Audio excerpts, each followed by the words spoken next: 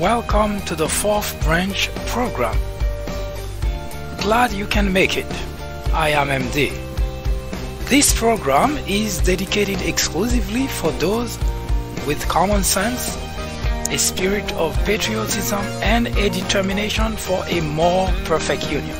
Stay tuned as we begin the discussion of a very important, interesting, and enlightening topic. Hope to hear from you soon. Happy listening.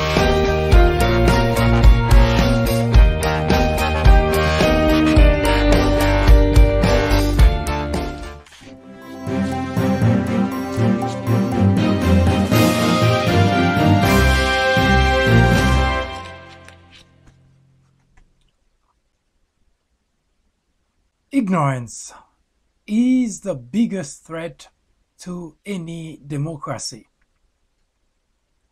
John F. Kennedy said that the ignorance of one voter in a democracy impairs the security of us all.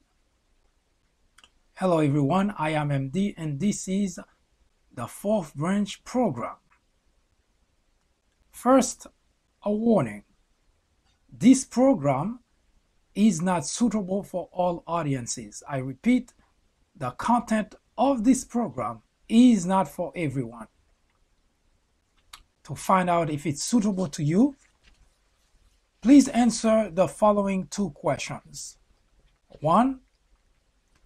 Would you entrust your teenage daughter to a known rapist? Question number 2. Would you have a known pedophile cared for your toddler? Once again, would you entrust your teenage daughter to a known rapist? And question number 2, would you have a known pedophile cared for your toddler?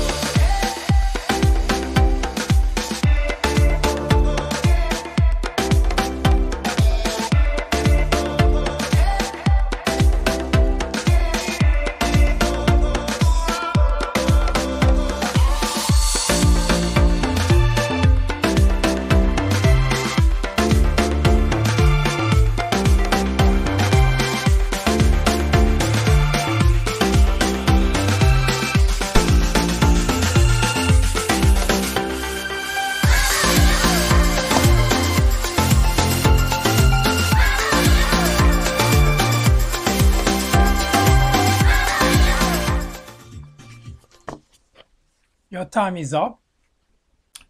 If you had difficulty answering either questions, this program is not for you. If you answer yes to either or both questions, this program is definitely not for you. But if your answers to both questions are absolutely not, this program is catered for you.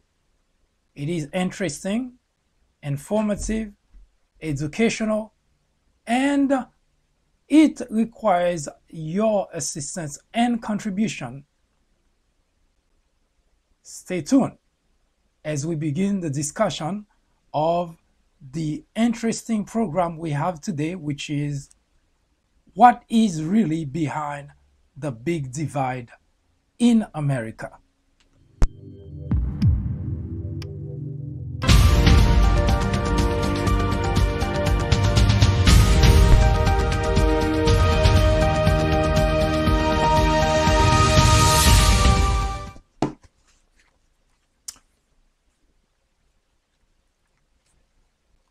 This is an expression we have heard many times from one administration to the other, whether it's Democrat or Republicans.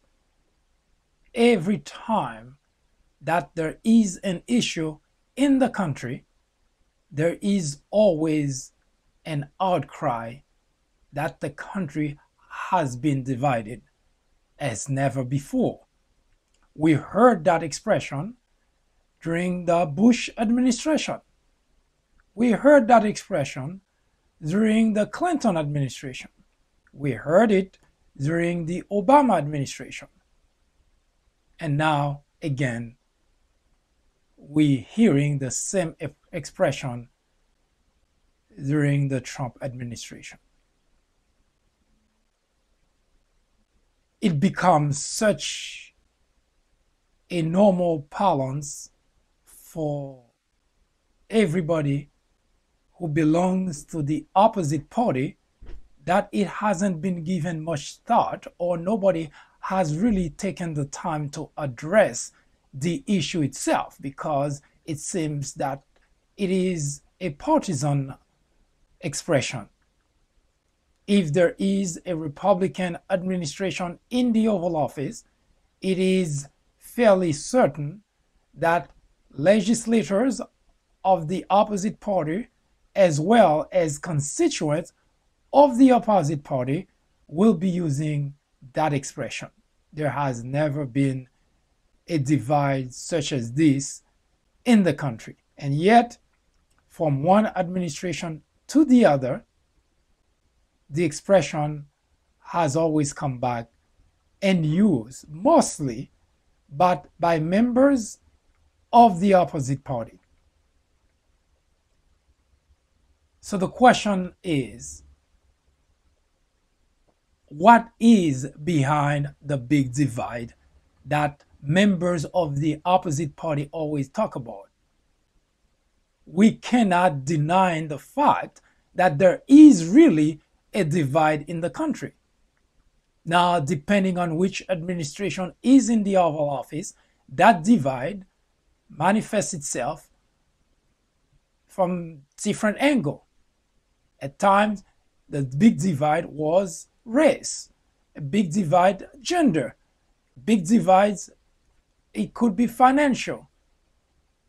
So there is definitely a reason for concern, because there is always a big divide in the country. Now, because the big divide has been changing from one administration to the other, but nevertheless, the expression big divide has existed, still exists, and will continue to be used from one administration to the other.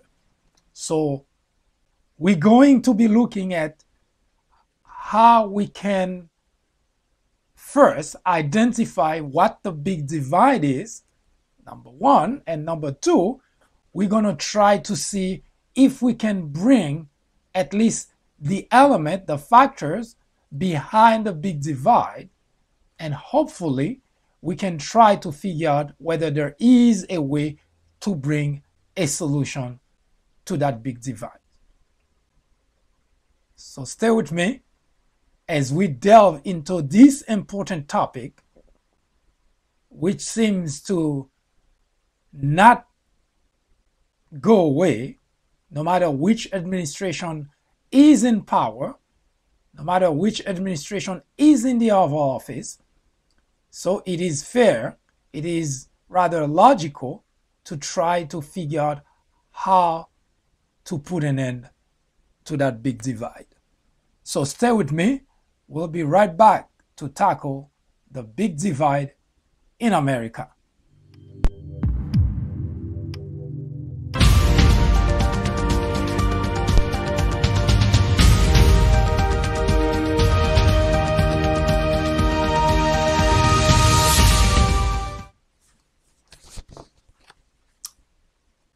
In the media, the recurring theme has been that the country is divided as never before. Some pundits explain the phenomenon, pointing to today especially to a tribal sort type of behavior among members of the two major parties. By most analysis, it seems so. In fact, any issue whatsoever that's in discussion in the news, it seems almost as if there is no way whatsoever to reconcile those two parties. We can take, for example, the tax cut. Within 2 months of the Trump administration, a $1.5 trillion tax cut was passed. Now, Republicans come out celebrating, cheering that for the first time, Donald Trump in particular, that such a huge tax cut has been passed. Mind you, that's not absolutely true. Nevertheless, that's not the point. Republicans on one side, be it legislators in Washington, be it the Trump administration, and everybody belonging to the Republican Party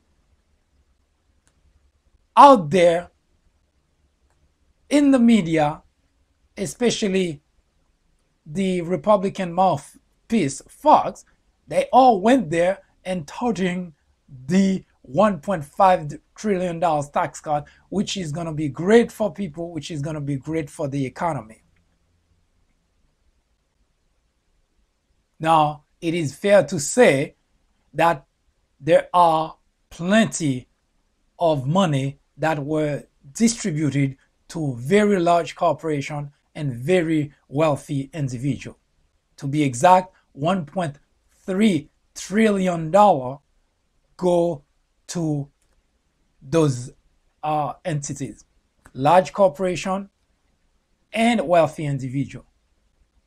So only 0.7 trillion of that money, which means less than a trillion, went to be distributed among the masses. Now, we're currently doing research on a very important aspect of those $1.5 trillion to provide you the detail to see how that money that the masses only get 0.7 but will have to foot up the bill to pay for the whole 1.5 trillion.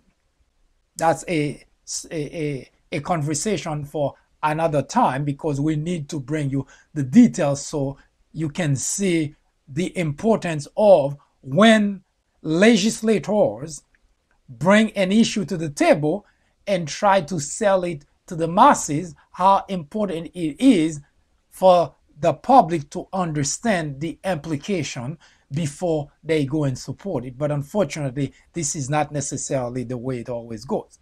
Now back to the discussion.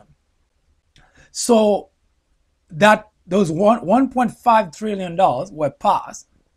On one side, you had Republican, whether it's legislators, members of the Trump cabinet administration, and even including the very individuals, constituent, Republican constituent, who do not benefit much of or who benefit very little.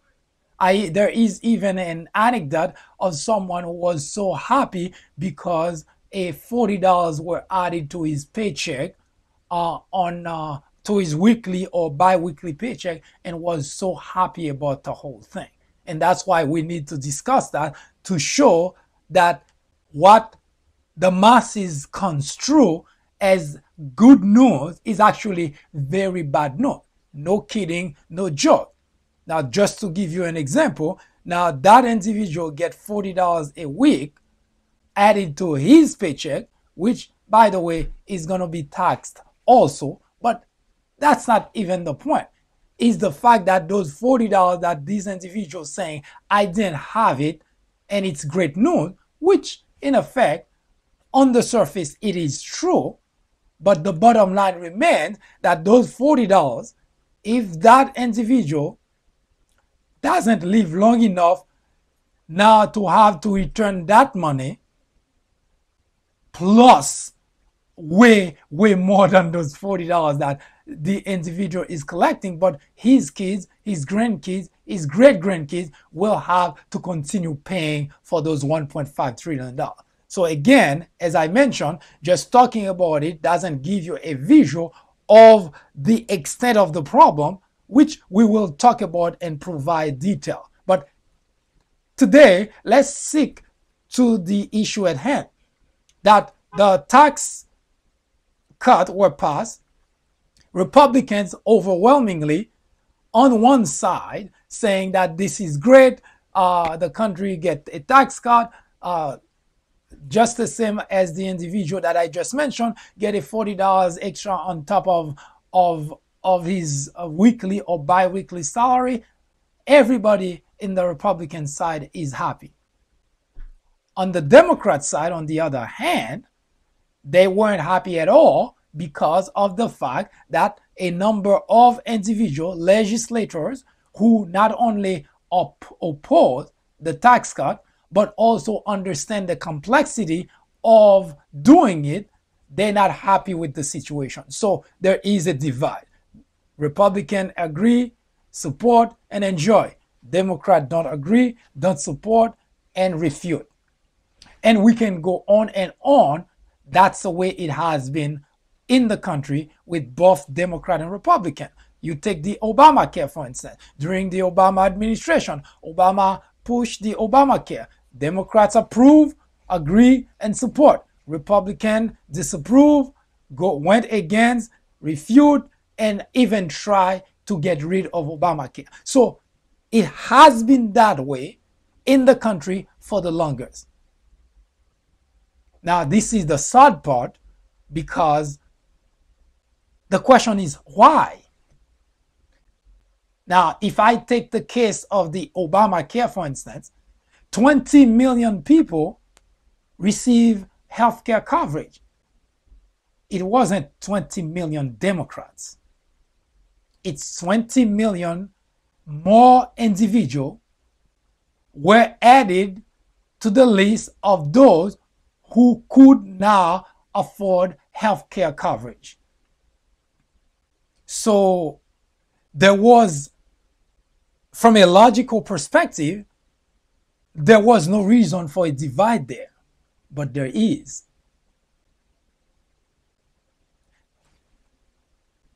The question is why?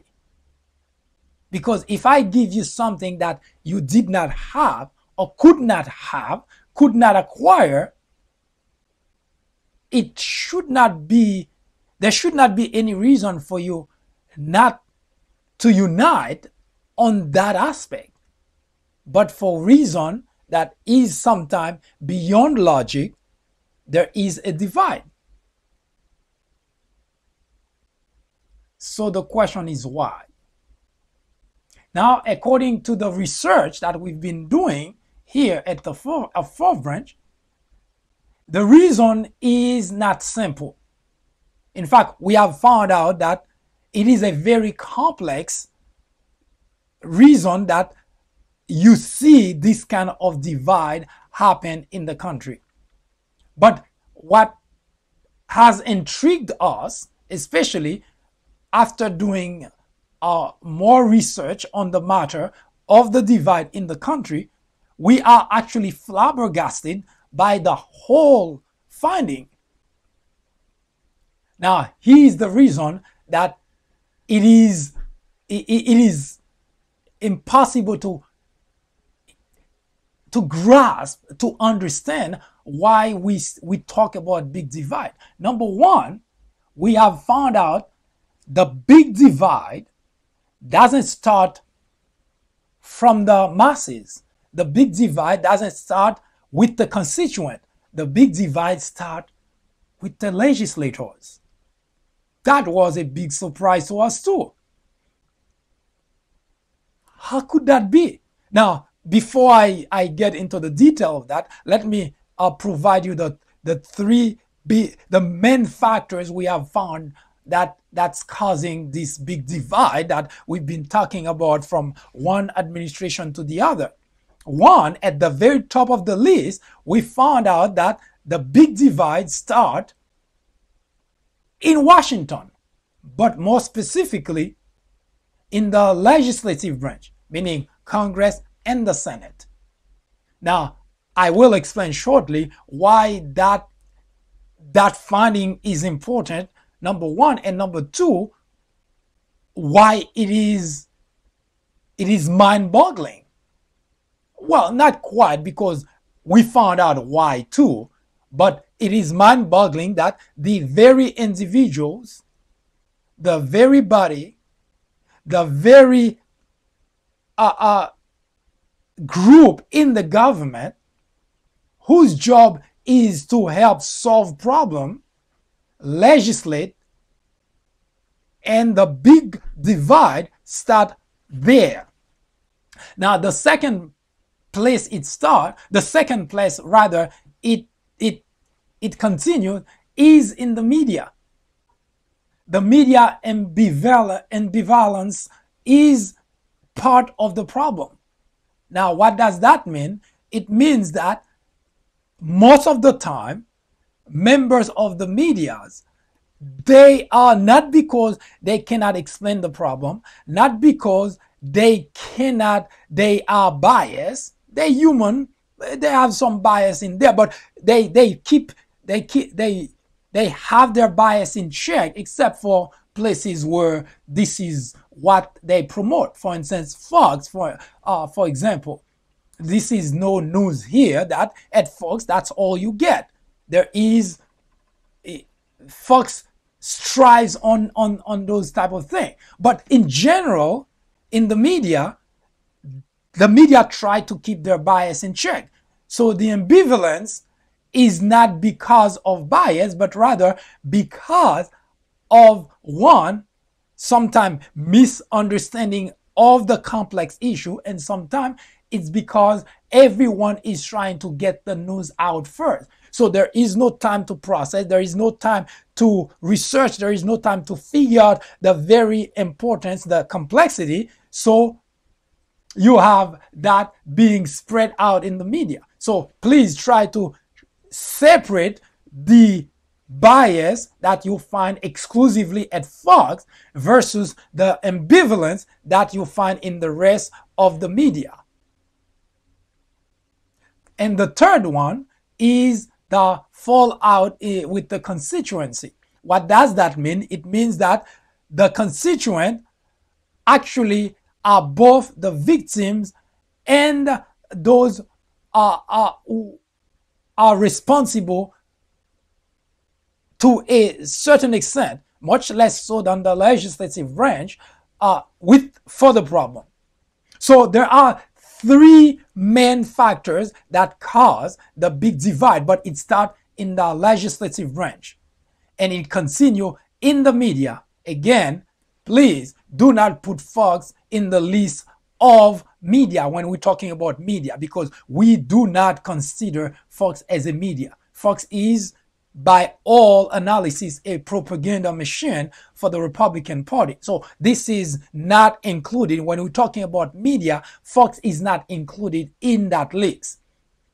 That aside, there is the media ambivalence that's causing that.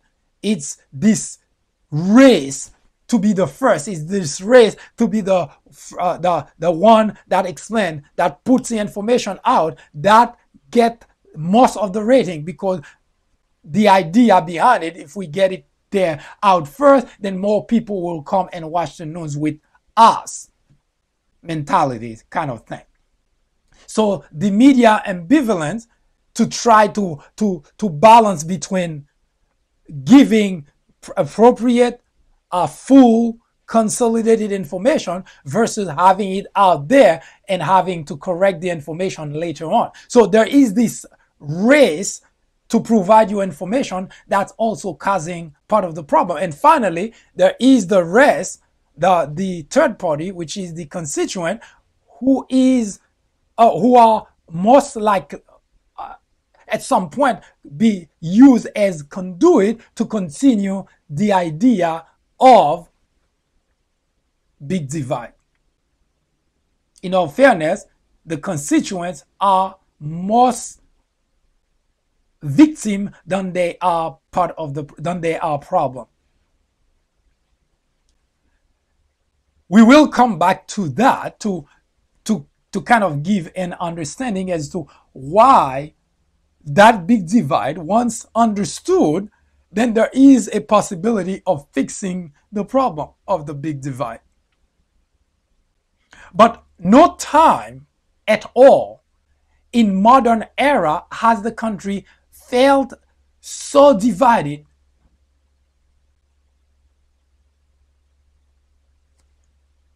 before the confirmation hearing for Brett Kavanaugh to become a justice on the Supreme Court. Now, currently, you're looking on the screen, the individual, Anthony Kennedy, who is retired. He announced his retirement quite a few months ago, and since then there has been search, debate for his replacement. And Brett Kavanaugh happened to have been the individual that was picked by the Trump administration to replace Kennedy. And as we're discussing the divide in the country, and we just mentioned that at no time in the history of the country that we have had such a big divide. And that was caused by the nomination of Brett Kavanaugh to become the justice to replace Kennedy.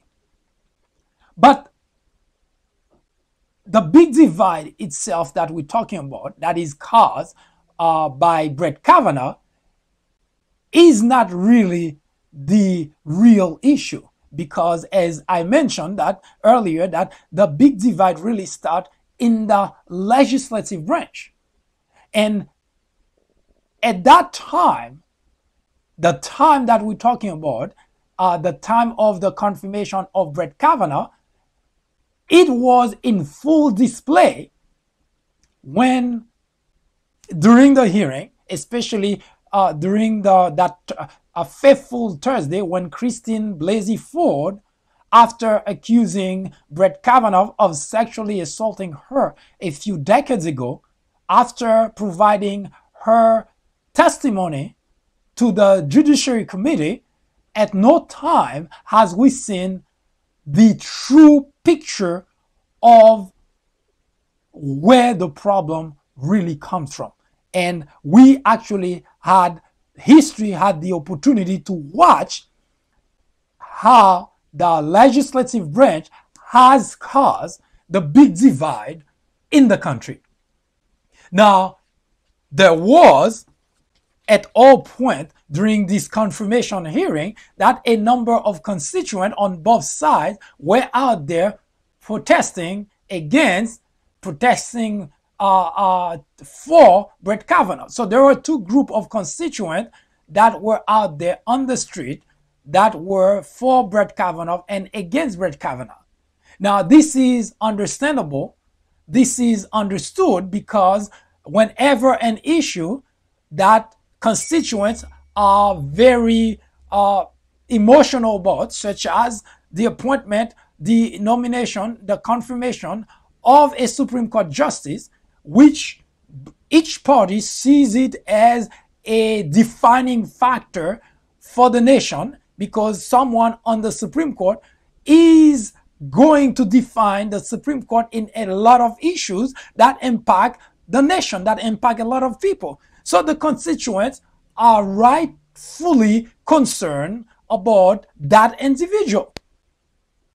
Now, the legislator's job is really to legislate, to vet the nominee in order to make certain that this individual fit the job for which he or she was nominated by the President of the United States.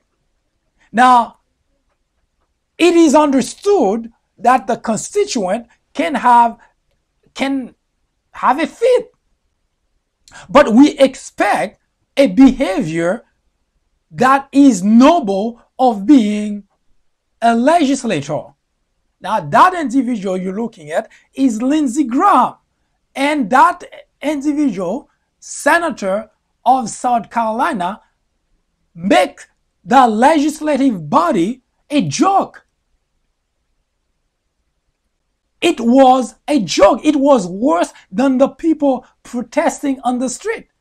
There was no sign whatsoever of someone who has the knowledge to legislate, or who has the demeanor rather to legislate. It was mind-boggling to everyone, especially considering that Lindsey Graham was the individual who was with John McCain for 2 decades. And John McCain was an individual who knew how to compromise, who knew how to legislate, and who knew when to back off.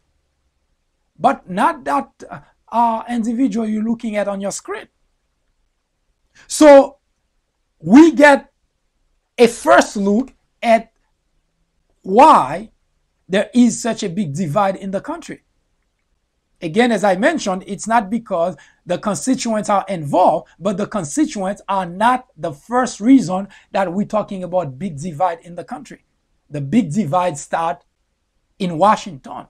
It starts with the legislative branch. And notice I didn't even say the executive branch, where Trump is at.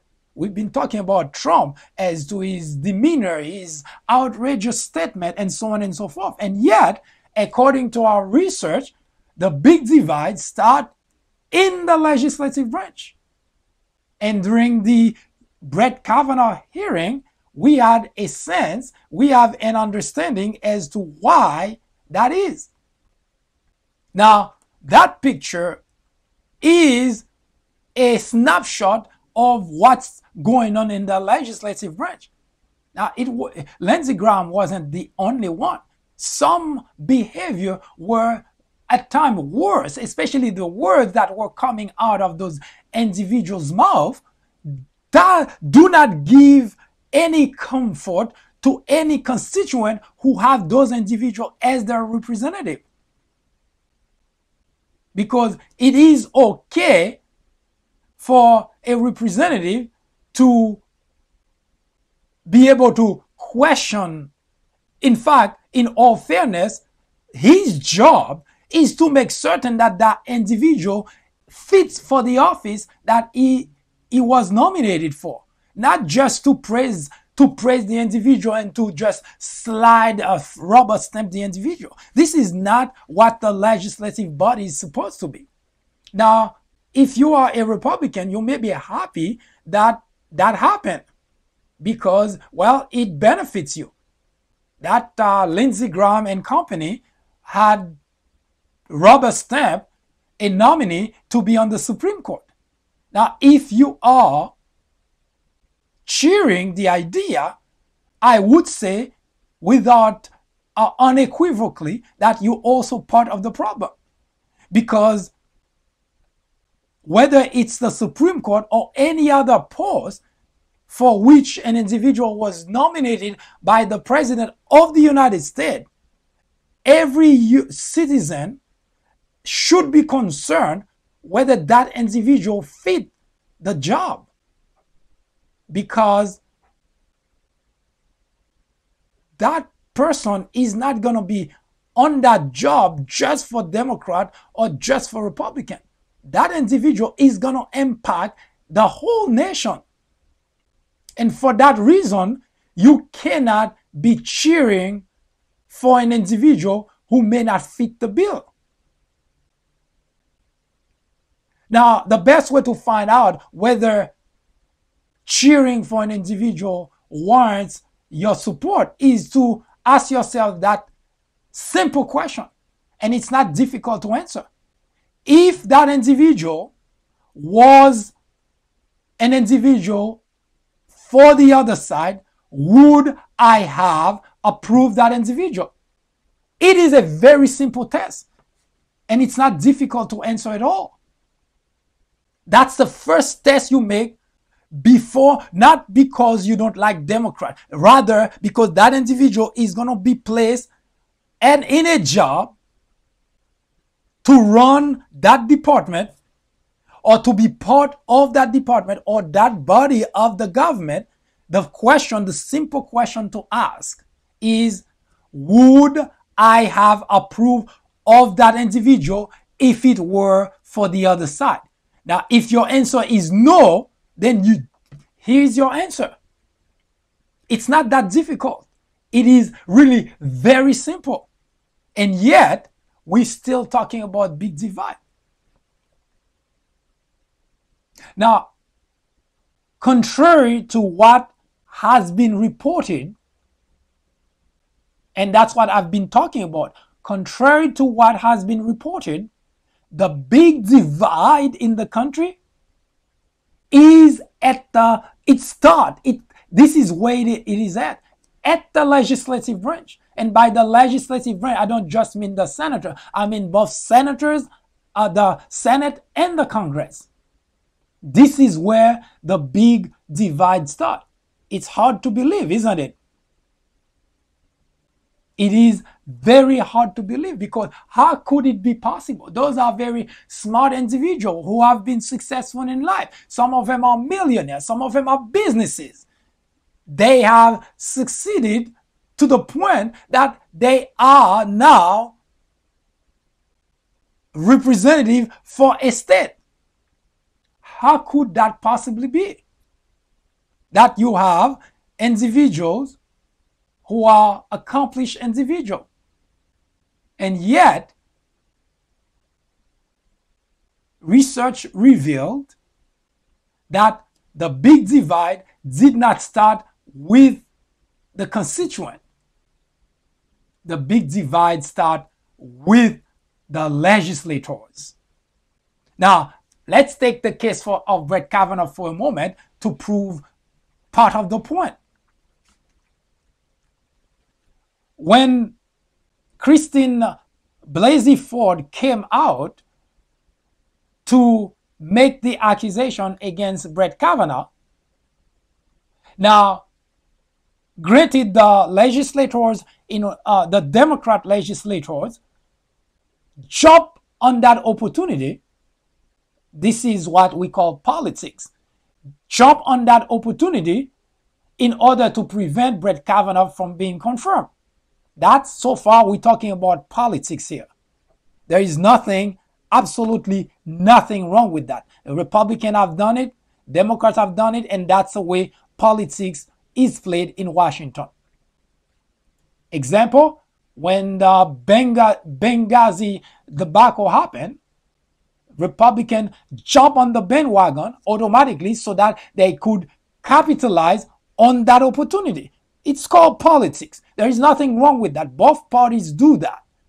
And this is understandable. So the fact that Democrats jumped on the bandwagon when the Christine Blasey Ford accusation came forth, there is nothing wrong with that.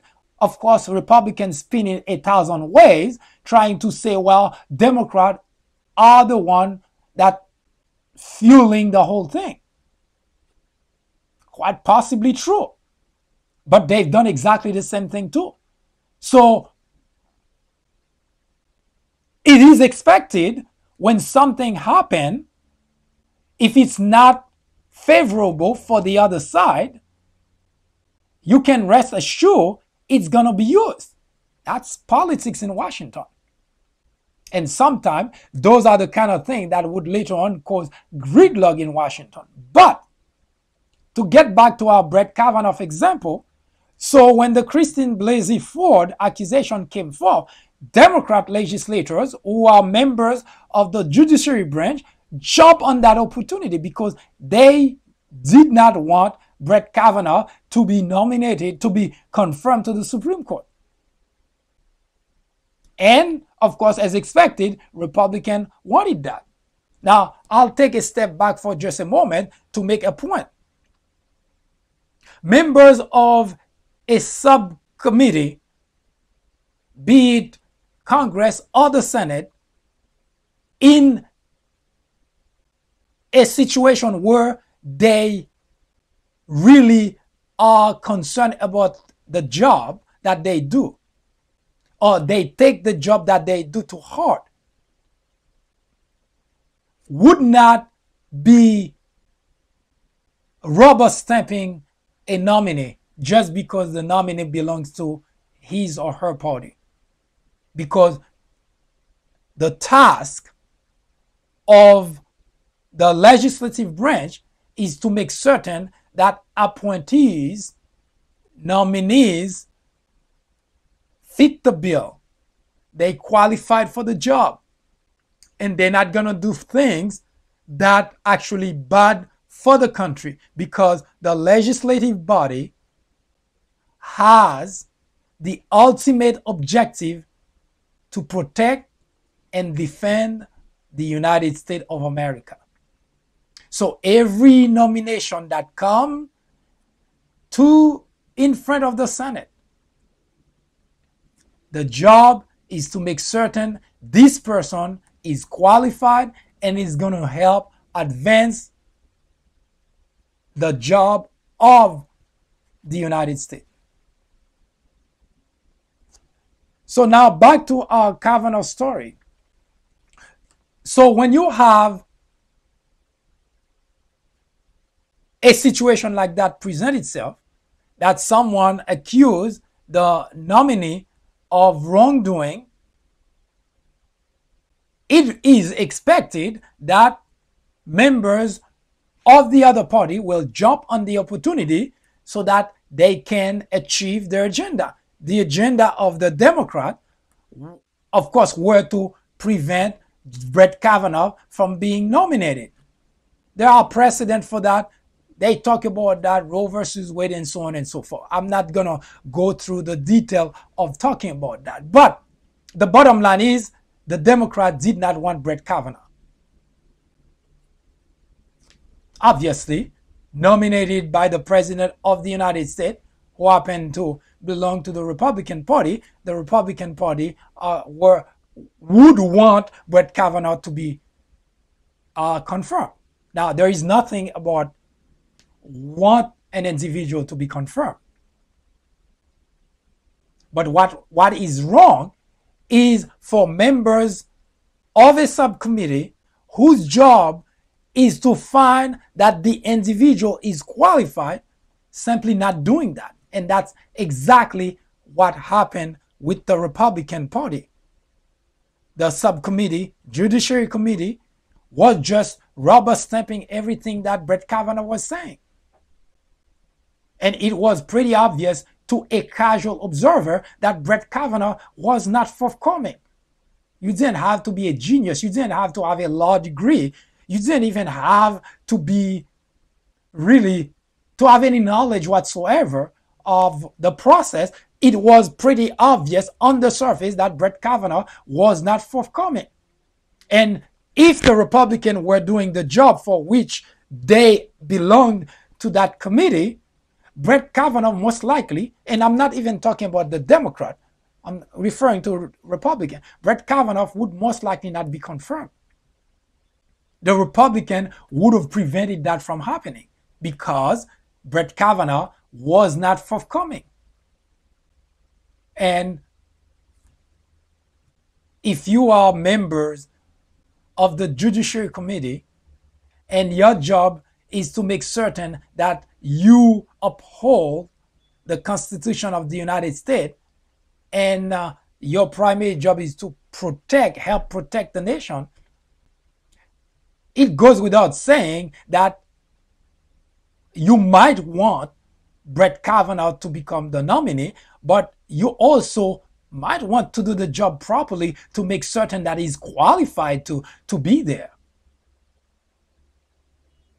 So the big divide that we're talking about start in Washington, in the legislative body, not with the people. Because as I started saying earlier, when that information about the accusation by Christine Blasey Ford of Brett Kavanaugh, the people that demanded an investigation weren't just Democrats. In fact, the constituents, there were two groups of constituents. There were those who couldn't care less that Brett Kavanaugh assaulted a woman. And interestingly enough, we had exactly that in the Senate. The Judiciary Committee, they just couldn't care less. Orrin Hatch, that must be a mixed up woman. That's what Orrin Hatch said. It must be a mixed up woman. And what did Chuck Grassley say?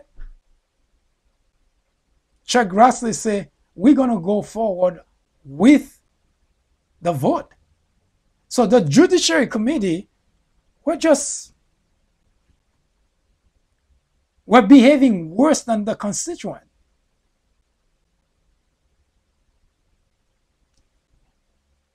Now, we expect the constituents to be emotional and not being rational.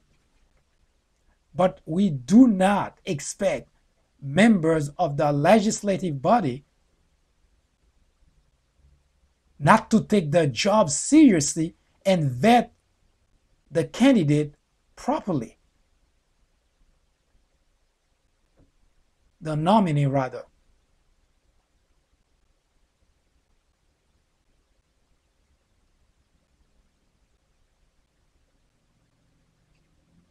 So, constituent, except for those who couldn't care less whether it's true or not that Brett Kavanaugh did sexually assault a woman, except for those, and of course, members of the Judiciary Committee on the Republican side.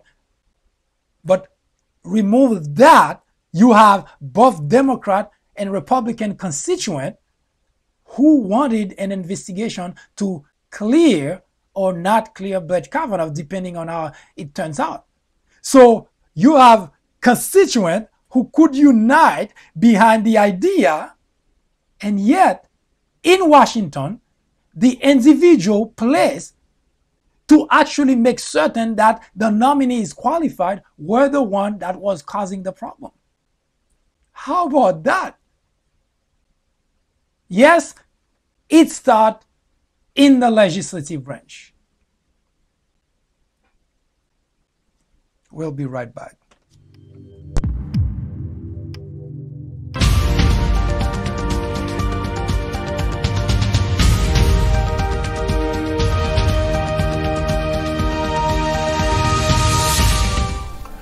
In 1996, a small network by the name of Fox News was launched with just 17 million viewers.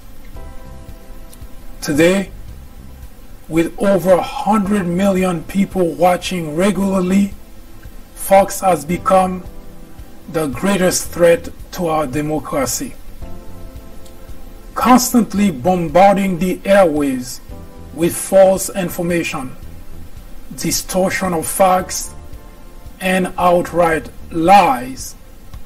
presenting to its audience as news, Fox has created an army of blissful ignorance. According to a recent survey, 82% of Fox viewers are ignorant of facts and the truth. To keep millions of people in ignorance not only prevents democracy from flourishing, but it also clears the path to authoritarianism, to dictatorship. Martin Luther King Jr. said, "Nothing in all the world is more dangerous than sincere ignorance and conscientious stupidity." Let me finish by saying that democracy cannot survive in an environment where truth and facts do not matter. At Fox, truth and facts do not matter. Indeed, democracy in America is in jeopardy. It is a crisis the country can no longer ignore.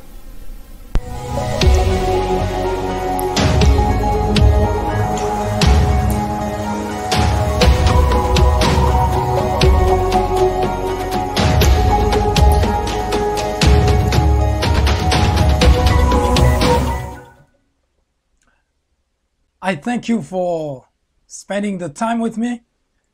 I will return to discuss the second part of the big divide in the country. What is behind the big divide?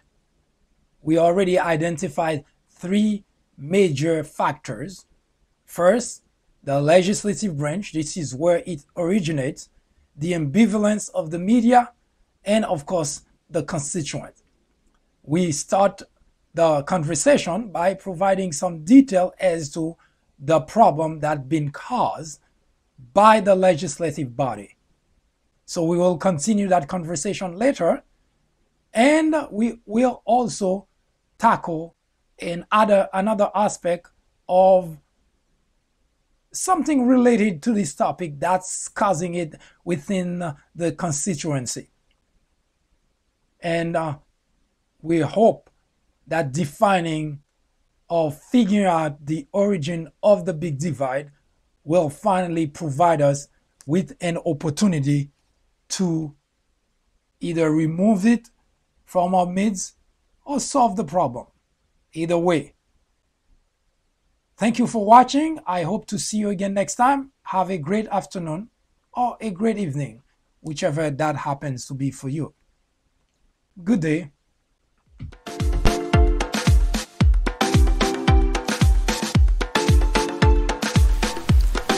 The Fourth Branch Podcast is brought to you in collaboration with the People Branch publication, which can be found on the People Branch website, located at peoplebranch.org. That's peoplebranch.org. That's peoplebranch.org website, in which you will find a number of very interesting articles.